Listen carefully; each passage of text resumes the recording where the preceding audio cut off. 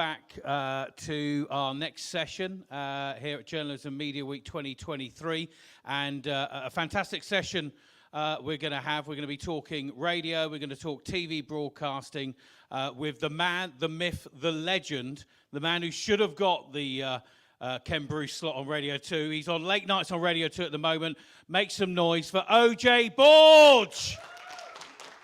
Just to put it out there, Vernon Kay is a fabulous broadcaster and he deserves that slot. Thank you, Darren.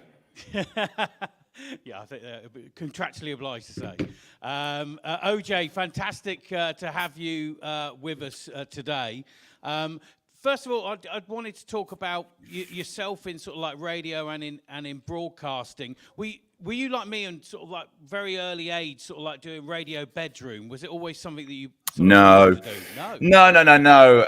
Only true nerds do that. But as they say, the geek shall inherit the earth. No, well, it's sort of. I mean, it's all sort of weird now. I mean, I struggle to remember what I did back in the early parts of my career. But no, I wanted to be an actor. I did all that sort of the young acting schools in Leicester where I grew up. But I did always love radio. I loved the whole format of putting radio together. I was just never the sort of person who did it in my bedroom. I would steal my mates' decks and we'd pretend to be DJs, but that was about it. Like the earliest radio I did, I think, was I did my work experience at BBC Radio Leicester, where I was still old enough, and this is partly to do with the BBC's way of doing things and their ability to buy kit, and also the age of me. But the first stuff I did, I made a package for the Leicester calling market, and we actually edited it together on 3/4-inch tape. So it was actually using a razor blade and a China pencil, so I actually do remember doing that, the whole tactility of editing something. But no, it wasn't necessarily that I always wanted to do it. I just love the format of radio. And I think of all the things I've done in my very varied and ragtag career, it's just, it's the thing I love the most. And obviously, we're going to come on to what you do at Radio 2 in a while. But so it was acting sort of first of all. Was that sort of like what it sort of got you into the sort of like TV? Because obviously you ended up sort of MTV for a little bit. Well, no, because radio got me to MTV. I mean, really, people always go, haven't you had an interesting career? How have you planned it? It's like, I haven't planned anything. I got sacked loads of times, or the companies I worked for went bust, or they networked, or they changed things, or they just didn't like what I did. Also, apologies for hearing my dog barking downstairs. Lebowski is uncontrollable right now.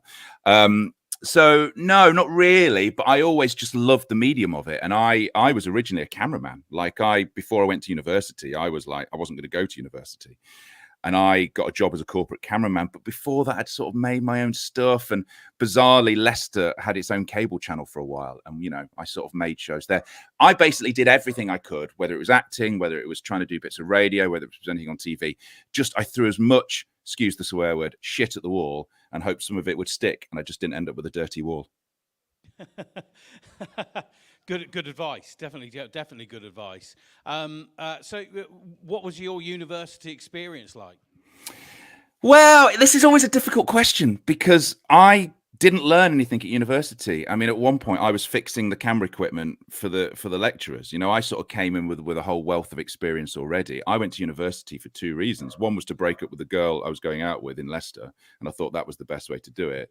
And secondly, Salford University had its own TV channel, and I loved the idea of it. And it was to go to a city like Manchester, a city like Leeds. I love Leeds. It's one of those cities you go to where what you're doing partly is you're getting this great university education in a way, but you're in a place of learning with like-minded people where you can try stuff. And most of broadcasting, the only vague success I've had is because I've tried to make all my mistakes and tried things out at the earliest point.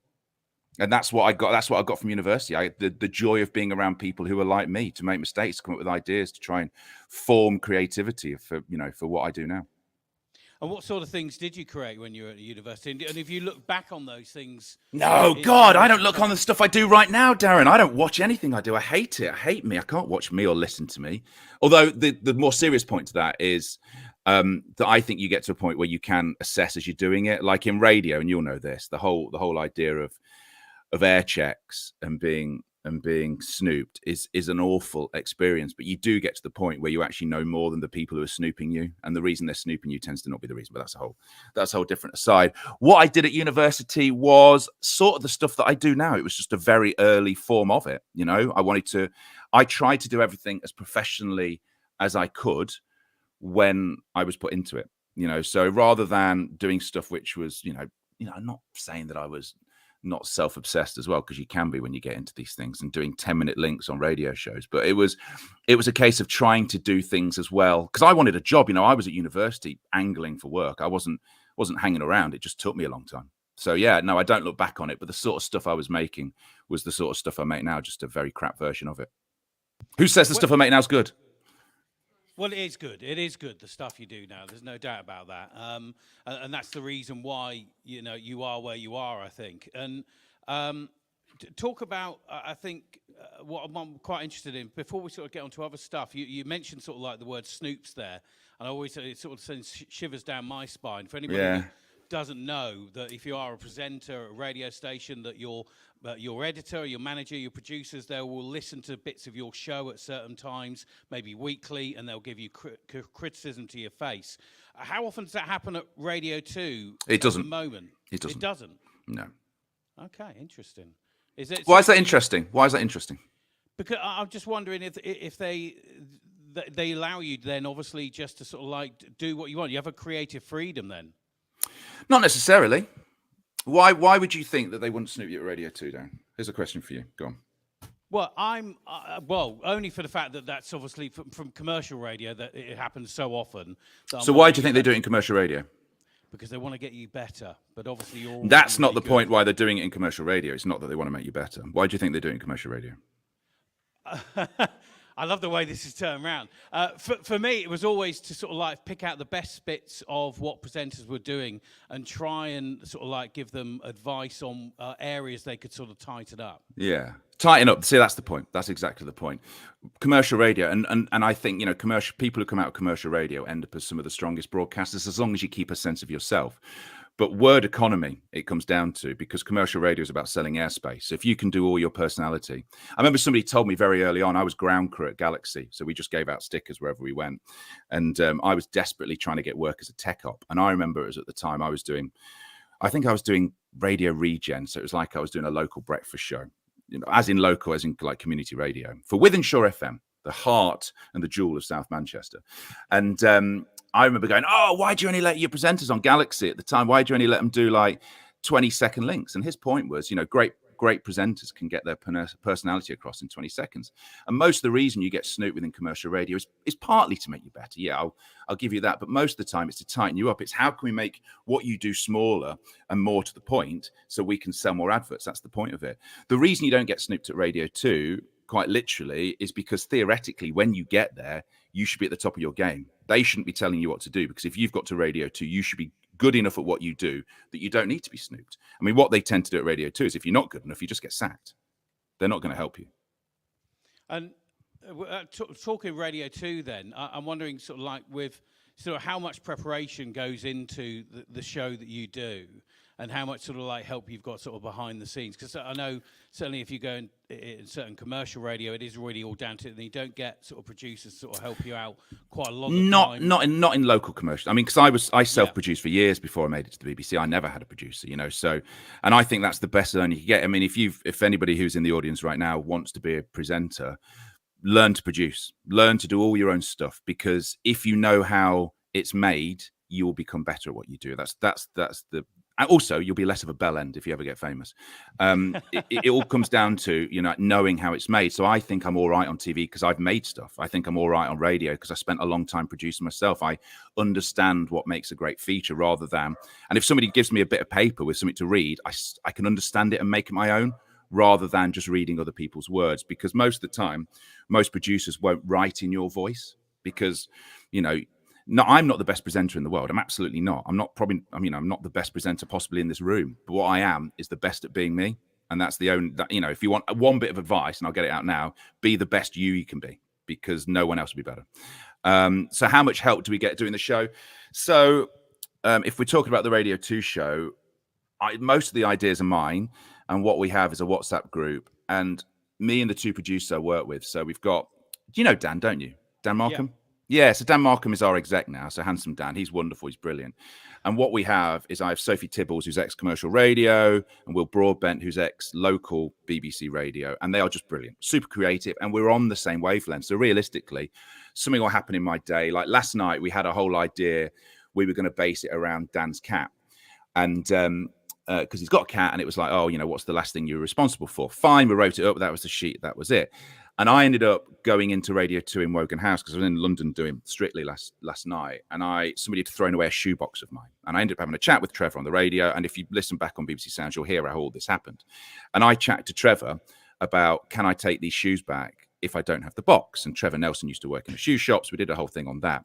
And then literally like a minute before the song ended, I was like, look, should we change it and do stuff that's accidentally been thrown away on your behalf or people have thrown away? In radio terms, it's relatable. It's not a list. It quite elicits a story. I think if you all think about times you've accidentally binned something of yours or someone around you has binned something, you can tell a story, you can text it in, and we just changed it and we did it then. And that's the beauty of radio, is that something can happen and you do it. In TV, it just doesn't work like that. It can do, but it doesn't. But in radio, you have that. So the creativity process within radio is planned, but also reactive to what's happening there and then. And sometimes I quite like rolling into a show with no plans and just seeing what happens. Yeah, I think that's... And part of that is laziness. I admit part of that is laziness.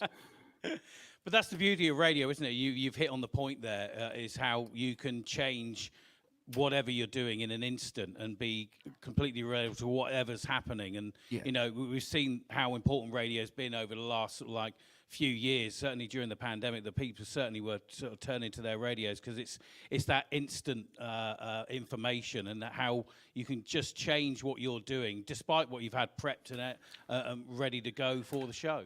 But here's the thing. But I think you have to. I mean, the reason I can do that, and this sounds so self-congratulatory, is because I've done radio for so long, and I've done the same show for 5 years as well. So you become comfortable in that situation. And the hard part with whatever you do, TV, radio, the rest of it, is dealing with nerves and dealing with the pressure of doing it. And it's like, the reason I can do it is I sort of have done so many texting subjects that I know what works. And one of the things that do you have students there who do like a local radio station and things?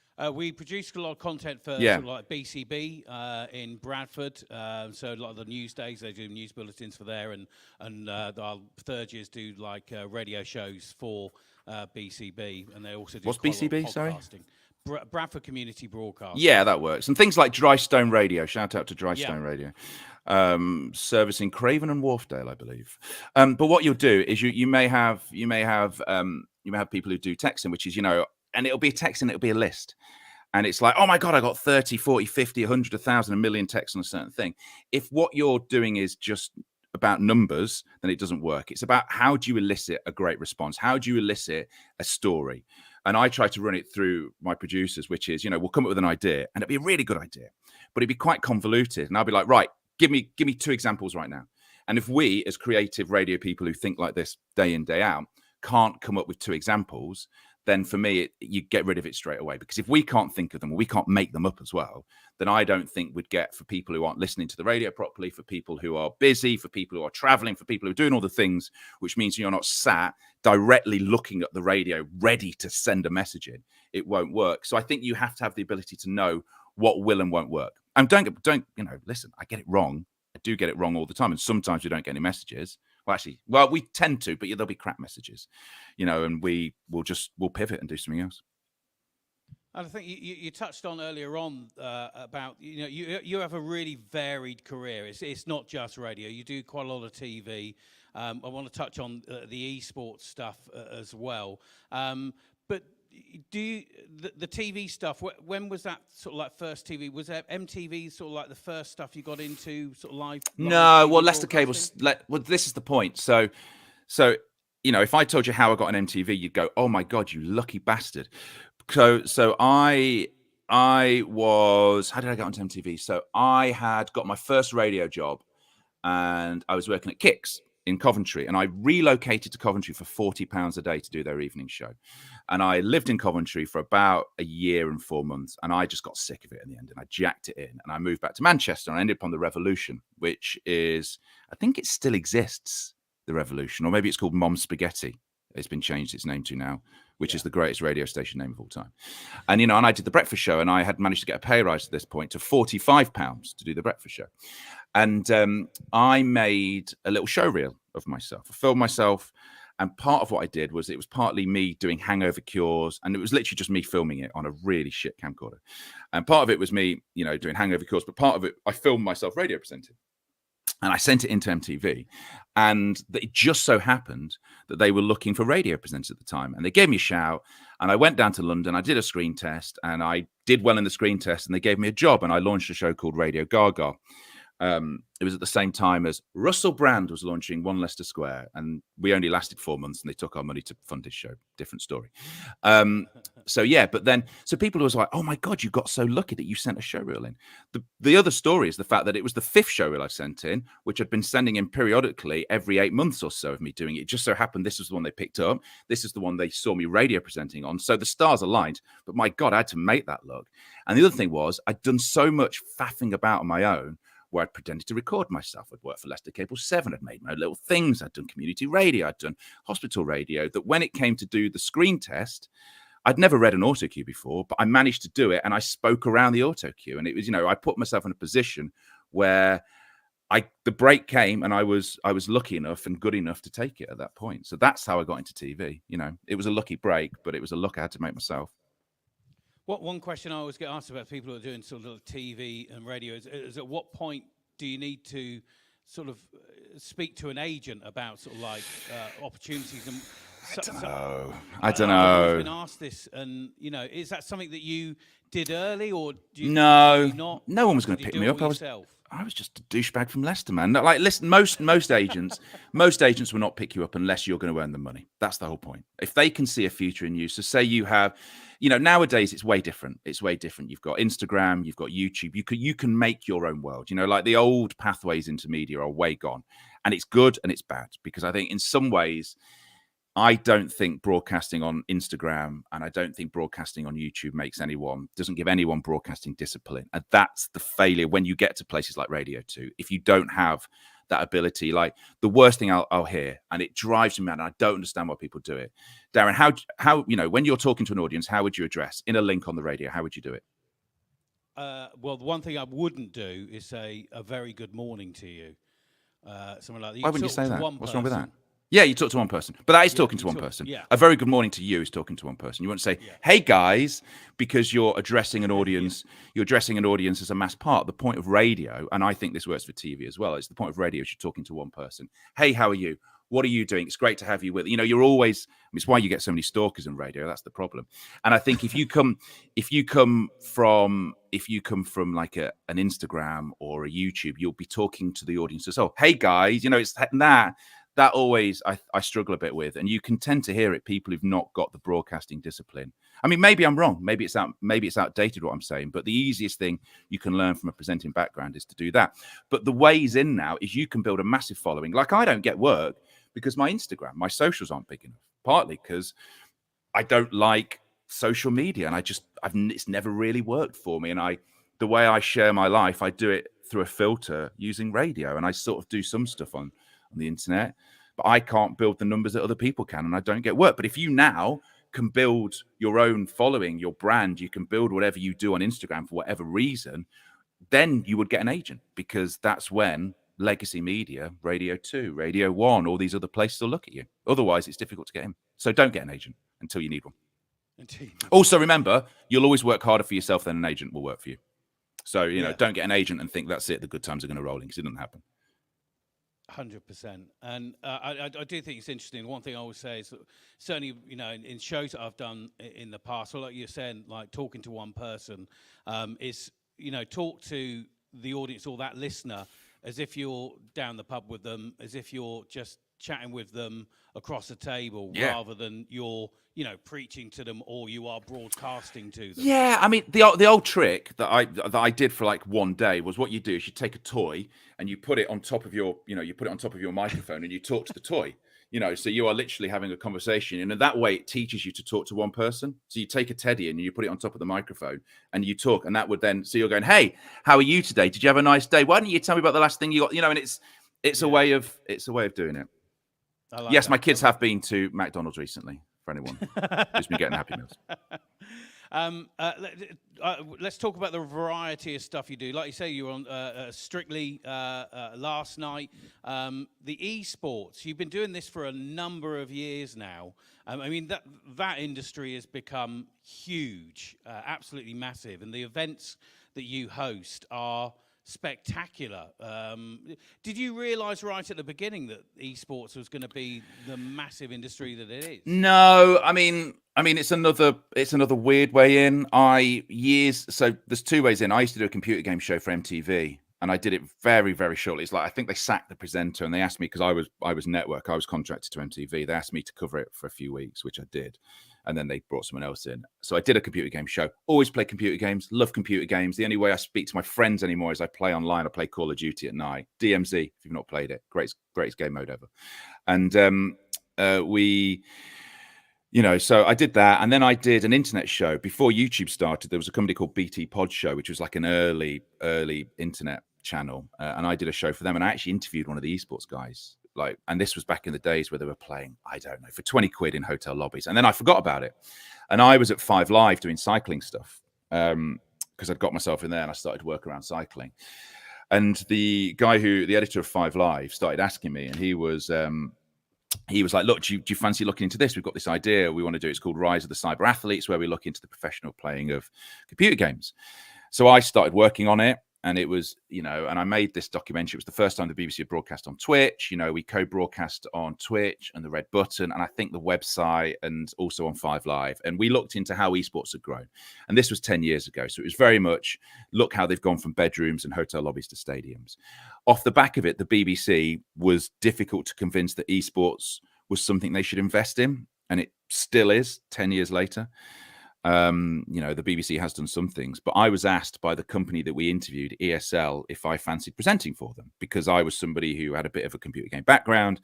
They saw that I might be okay on stage, and they literally threw me in to a 10,000 person event in Cologne, and I did really well. And I brought an angle to esports. So I've worked on tons of sports. Like I've been a pit lane reporter. I've done darts. I've done MMA. I worked for the UFC for years, and I did local stuff. So I got very good at being a non-expert, because the problem you'll have with a lot of sports broadcasting, same with esports, I'm including this at the same time. If you're an expert, don't ask a question that you want to know the answer to. Ask a question that somebody who's watching, who knows nothing about darts or sumo wrestling or esports, wants to know the answer to. And if you watch it, when you get an expert interviewing somebody who's an expert, they want to prove how clever they are. They want to prove how much they know. And they ask these long-winded questions with all of the information in. So do you think that because he was driving at 45,000 RPM going down the straight and he was going to need tire pressure, who gives a shit? Ask a question which was like, when you hit that first corner, what was those G-forces like? Where, there was a near miss, what was going through in your mind? You can ask way more open questions, which are better for a big audience. And I brought that to esports, because the problem was at the time, it was people who were endemic to the scene asking endemic questions. And I opened it up a bit, and it just worked. And hence, I brought my background to esports. And I still to this day don't think there's many people. And there was a tweet that was put out. I retweeted it last night, and it was somebody who'd seen me at an esports event and then come downstairs and saw his mum, which makes me feel old, watching Strictly. And I was on It Takes Two last night, and the ability to broadcast across so many different things is in some ways, I sometimes, when I see people who broadcast just to the thing that they know most about, I'm jealous. But I guess my background means that I can do a little bit of everything. The terror is always there, because it means I might get found out or look like an idiot, but I'm a born blagger. Do I know tons about Strictly? Do I? Heck, I like it, but I'm not a super fan. All the statistics last night were written by a producer. I just regurgitated them into a way that worked for TV and added a load of puns and a Bobby Brazier joke. Well, it leads me on. Do you get nervous?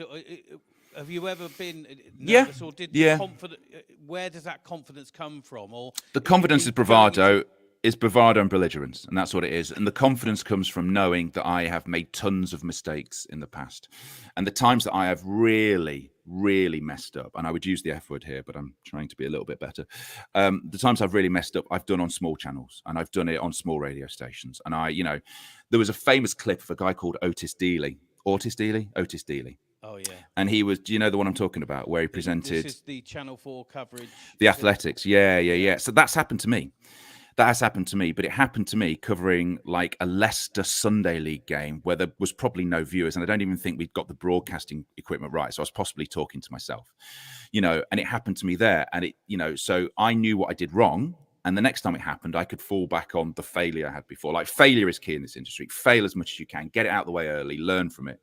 Because you will fail at some point, even the biggest people. I mean, if you watch Strictly from the last Saturday night, there was a few mistakes in there, but because they're all seasoned broadcasters, they got over it, because you need to fail on the small stations to fail on the big ones. So the confidence doesn't come from the fact I'm arrogant, doesn't come from a massive amount of overconfidence, because I don't. I think what I do is, I think I'm pretty crap. I think most of the stuff I do is pretty average. It's only other people telling me it's good that I tend to believe it. But it comes from the fact that I've made my mistakes earlier. Yeah, I do think that's really interesting as well.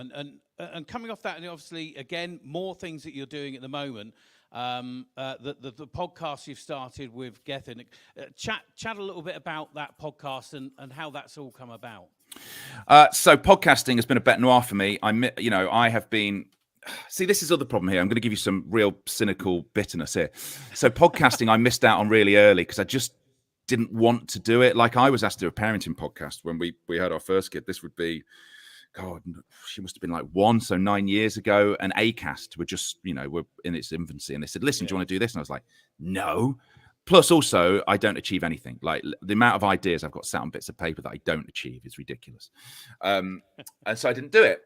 And then, podcasting got big again. And then before lockdown, I had this idea been knocking around for years called "This Is Your Death," and it was all about having the great conversations around funerals. It was, putting the fun into funeral, and it was, it was partly funny, it was partly piss take, it was partly, what music would you have? Who'd carry your coffin? And then there was pathos, which is, who would you want to make up with? You've died. Who is the person that you wish, if you are dead, you wish you'd made up with? So I tried to write a nice idea, and I pitched it to a production company. It's now being made by someone else, and they've totally shafted me. So podcasting over the years has sort of annoyed me, but I want a bit of autonomy from the BBC. I want to be able to own my own stuff outside of it, because the one thing about presenting is, I don't know. Listen, I speak to you now, and I did Strictly last night, and I do Radio 2 tonight. You speak to me again in a month's time, I might be doing none of it. And, and I'll be re-enrolling in a course at Leeds University. Like, it's that fickle. So owning something outside of other people having the the dibs on my career would be great. So I started this podcast, and Geth and I have known each other for ages. He wanted to do something. The idea was originally called something else, and I just thought, what's our niche? Let's talk about being average at sport. And that's why we have, the niche sport of the week. Please do log in, by the way. 5-star reviews. I'll get Gethin to put more bigger balls in his mouth. So that's where it came about. It was just an idea. We launched it with the production company that makes my Radio 2 show, because they make tons of great podcasts, and they know the scene. And that's the other thing. Nowadays, podcasts means that if anyone sat here right now has a great idea or a great angle, you can make it. You can put it out there.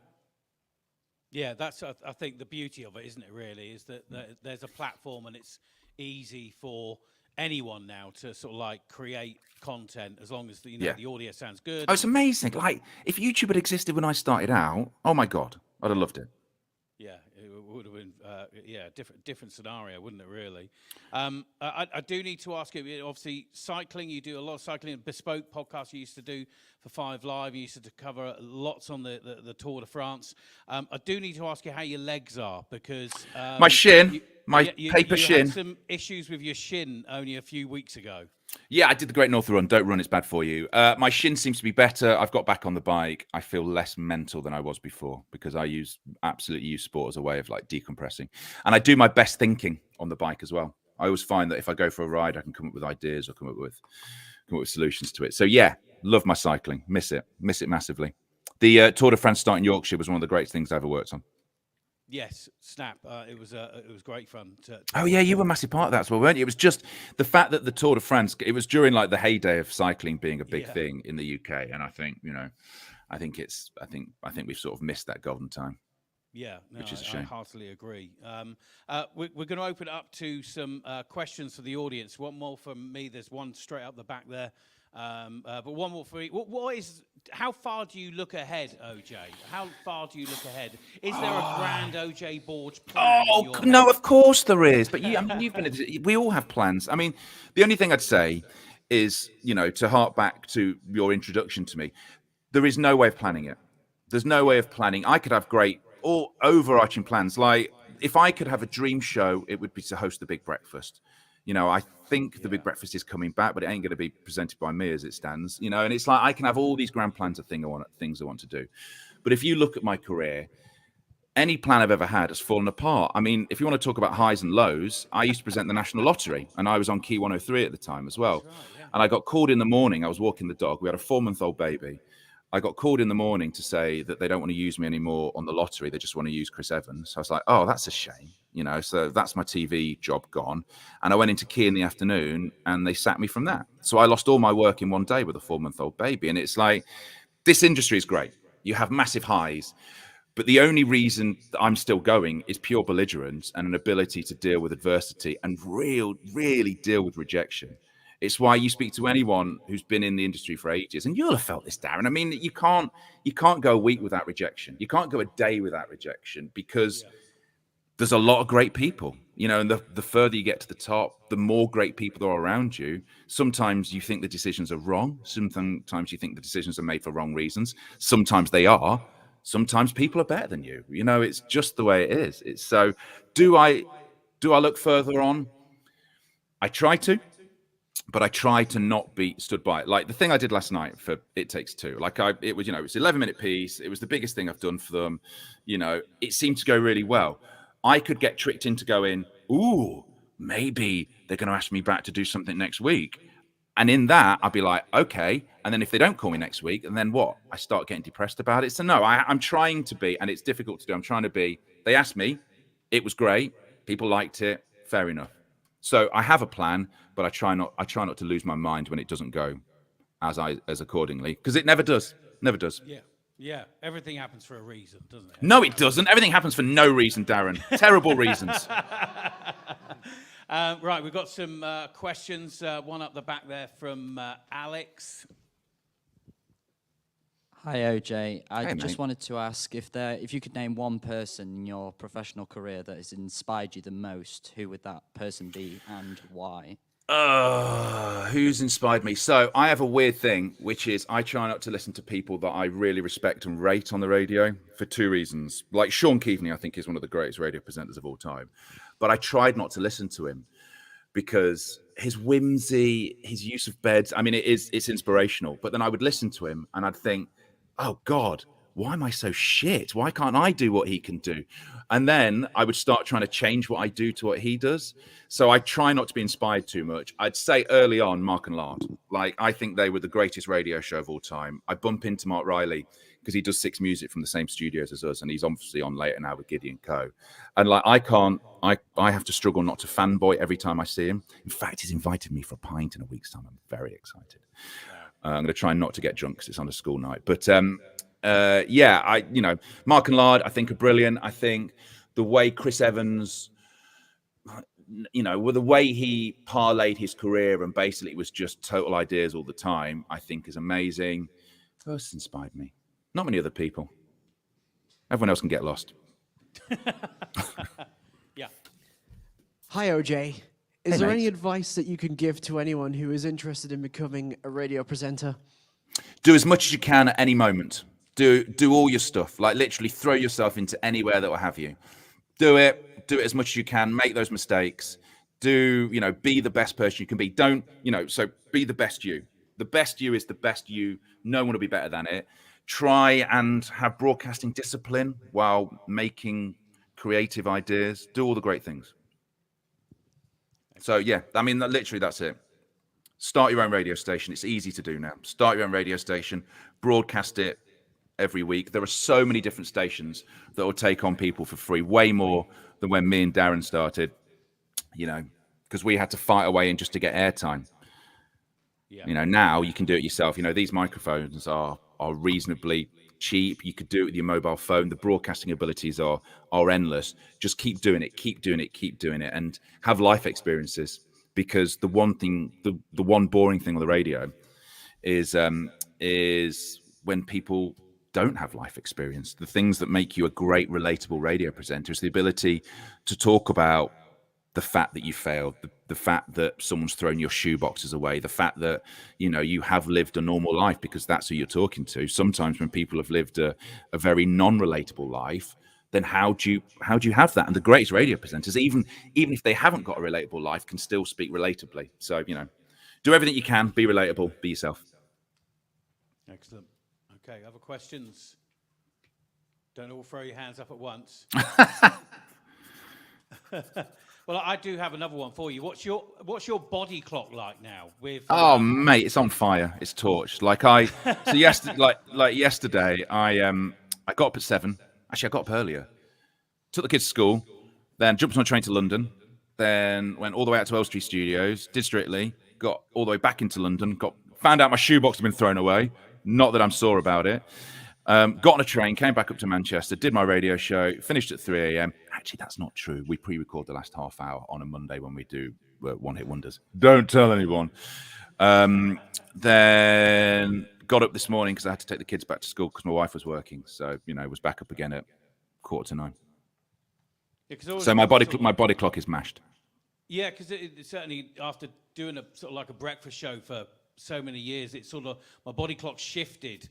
So it took a while to get out of it, and certainly you're at the sort of the opposite end of the scale with the sort of like the late night thing. I wonder how much does that impact? Do you have to have a nana nap at some point? Oh, mate, I don't have nana naps. I just have narcolepsy where I'll be putting one of the kids to bed, or I'll sit down and I'll fall asleep. It's awful, you know. But you know, I am now used to being sleep deprived. That's it, you know. And if you want to work in radio, you will probably end up doing stupid shifts at some point. And I would rather do earlies. Like it came up that people were asking me when Vanessa left whether I wanted to do early breakfast, and whether I wanted to or not was immaterial.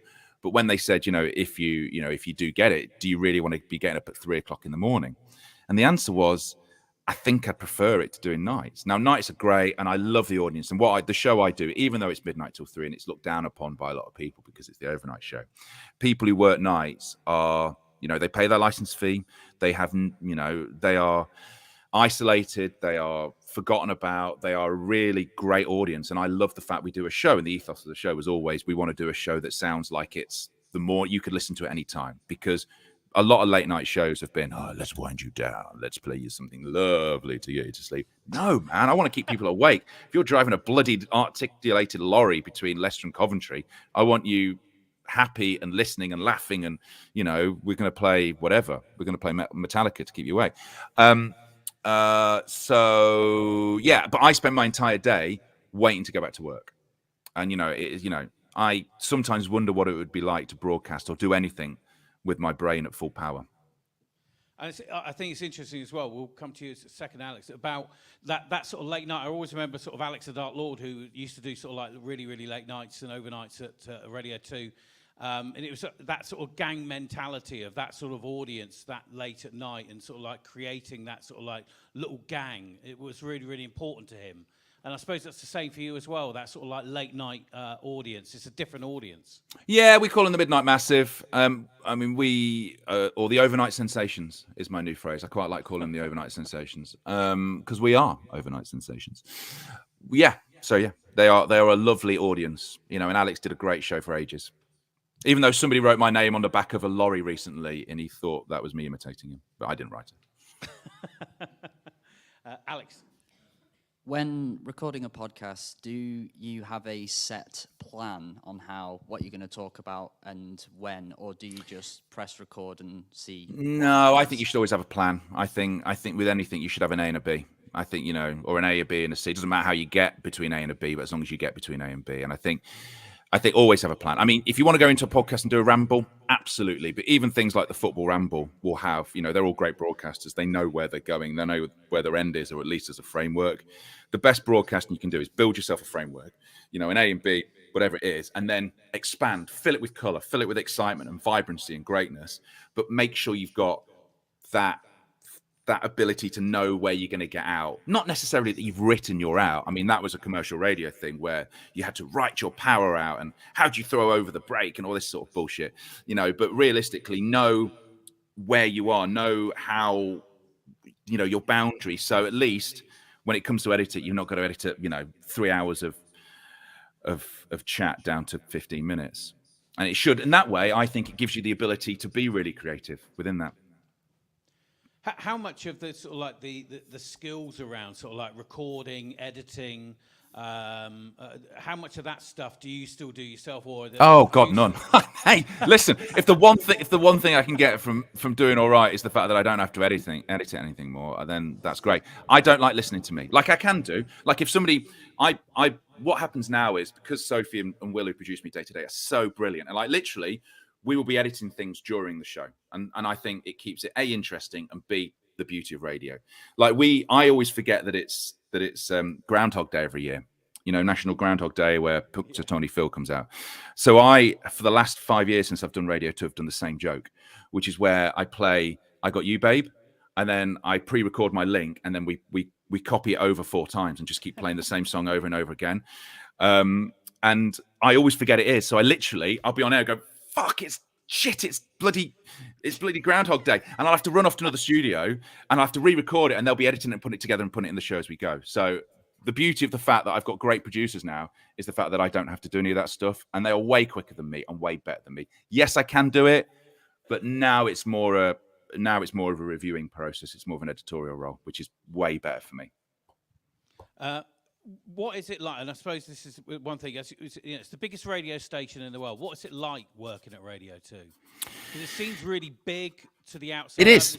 It's massive. Quite small when you're in there. I mean, a radio studio is a radio studio. Yeah. You know, a radio. You know, it's a desk and it's a microphone and it's a producer with you. So the size probably doesn't change from the local radio stations that you're doing there. Your Bradford one, and to the size of Radio 2 or Sirius or Heart or Capital. The rest of it, the size of the studio doesn't really change. There is, when you walk into Wogan House and you're on the 6th floor and you go past, Elton John's piano, and Sarah Cox is in one studio and Zoe Ball's in the other, and Scott Mills is in the other, and Vernon's leaving the building, and Paul Gambaccini's there, and Steve Wright's in the other room, and there's pictures up and gold discs of people through the years, from Ken Bruce all the way back through Wogan, and it's called Wogan House, for God's sake. Yes, but again, I think I was nervous when I first started, but I'd done so much radio that when I got there, I was ready. I was ready to do that show, and there's a level of trust. And yeah, Radio 2 does put on people who aren't natural radio presenters, but they tend to be comedians or they'll be musicians, and they're heavily produced. But anyone who does a regular show, theoretically, should be able to deal with the pressure of broadcasting on Radio 2. It's lots of people go in there and do a show. It's a difficult place to work, because it's how do you be yourself when the pressure's on you, and like when I was covering Sarah a couple of weeks ago, there's 1 million people listening. It doesn't change, and the microphone's not changed from any time, from 1 million people listening or one person within Shore FM. The microphone hasn't changed. It's this yawning gap the other side, and if you can control that, or at least keep it in check, then it doesn't make any difference. But the size of Radio 2, I'm plankton in an ocean size-wise, of what I am there, but it still is a great place to be. And when you look back over your career so far, I laugh. Is there one thing you look at and you think, actually, that was the greatest part of my career so far? Is there parts of your career, or is there too many to mention so far? It's not that there's too many to mention. It is that I live horrendously in the present, and I think that's partly me. I think that's partly a self-preservation tactic, that if you live in the past of past glories, then you will end up obsessing about past failures. So you have to live tremendously in the present. So no, I mean, if you sat me down and asked me great things I did, being on stage in Leicester in front of all those people as part of Radio 2 Live was brilliant. The award we won for the esports documentary we made with BBC Studios was great. Some of the esports shows when I've got the whole crowd chanting, that's brilliant. There's loads and loads of moments. I've been lucky enough, and I've been fortunate enough to have loads and loads of great moments. No, I don't tend to look back, and I theoretically should be making, like I did, like the Strictly thing last night went really well, and I could, I guess, look back and go, oh my God, well done. Like I have a Google alert on my phone, which is set up to tell me if my name comes up, normally in case I've done something really stupid and I get caught out. And it popped up saying that, that they'd written my story up for the Metro today. And that doesn't really happen to me. The last time I was in the Metro was I had hosed Quentin Tarantino down with champagne at a thing I was doing for Nuts TV. Sorry for that movement, by the way, but this is me shaking a champagne bowl. And I'd hosed him down, and I saw the picture that the photographer took, and it was brilliant. It's me. It's, oh my God, this is rock and roll. And Quentin Tarantino getting showed in it. The Metro the next day cropped me out apart from my thumb on the end of the bottle. So, you know, so that sort of stuff happens, and you go, oh my God, like they called me an expert. They listened to what I said, and you could focus on that. But realistically, what good does that do you? What good does that do you? When I get sacked, then I'll look back on all the good times, which, you know, about 6 weeks' time. And one final thing is, obviously, there's a number of students here that, you know, would love to be in radio and would love to maybe do work at Radio 2. Do you get people coming? No, here's the funny thing. Here's the funny thing about Radio 2. You called it the biggest radio station in the world. Arguably, yeah, definitely Western Europe. I broadcast from next to Salford University, and I went to Salford University. You know, I came through that. I'm theoretically a success story from Salford University. I went to the Student Radio Awards in London. And I think every one of the people in the audience would probably, if they were going to be truthful with themselves, if I was there, or Aled from Radio 1 was there, who would you go talk to? You'd go talk to Aled immediately, because no one really cares about Radio 2, because we are seen by people who are younger as being old and fuddy and duddy. In a way, we are. You know, we broadcast to 35 plus. So if you are interested in working at Radio 2, go for it, because I can almost guarantee you none of your friends will be. Can they just email OJ and email OJ at BBC? No, seriously. I mean, due to things that have happened in the media industry recently, we can't just do willy-nilly work experience anymore. But if you've got interest and you fancy coming and seeing the studio, you can be bothered to be up late, you know, drop my producer an email. I am always happy. However, you know, maybe I'll be tired and you'll be really bored, because I tend to stare at memes most of my night in Imgur. But, you know, it's like if you're interested in it, I'm always happy to help. You know, if people want to send over like air checks and stuff, I don't mind trying not to break your spirit by listening to them, you know. And if people want to work at Radio 2, give it a go. Absolutely give it a go. Speak to one of the independent production companies. Say you're interested. While you're at university and you've got the ability to do everything for free, like throw yourself at it, work for free.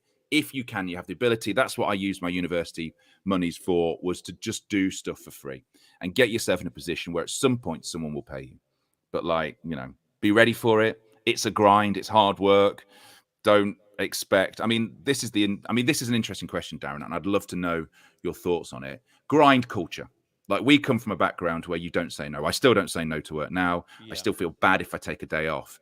I work until my eyeballs bleed. I don't think that's healthy. What do you suggest to your students? I mean, it's actually been a bit of a theme of this week. So many people have said exactly the same thing: never say no. I think that maybe that's sort of like the old freelancer in me, but it's sort of never saying no to an opportunity. Guy Mowbray said exactly the same thing yesterday. Never say no, always say yes, and then work out how you're going to do it afterwards. How do you preserve your mental health, though? Because it is not, you know, like I have struggled, like with rejection. I've struggled with hours. Yeah. I've said yes to things. I've had no sleep. Like if I do Morning Live, because I do stuff for Morning Live, and I did a live for them last week, the week before. It was part of their scam week. And I said yes to it. And I got off air at 3 and a taxi picked me up at 6:30, you know. So wow. I got to bed at 3:30. You never sleep well. I had a maximum of 2.5 hours sleep and I did it, you know. How do I and then I was knackered for the rest of the day and I was an arse around the house.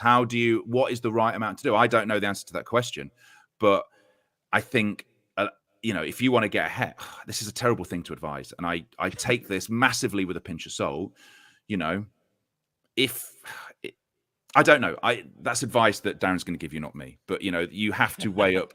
You have to weigh up your ability. I think sometimes if you say I'm not coming in today because I don't feel like it, I'm not even going to say this. Do you know what? I'm going to back out of saying anything I'm saying right now because I don't know how do you balance grind culture with having with an absolute, you know, with being healthy mentally and physically. How you combine the two and getting on in this industry, because they don't gel.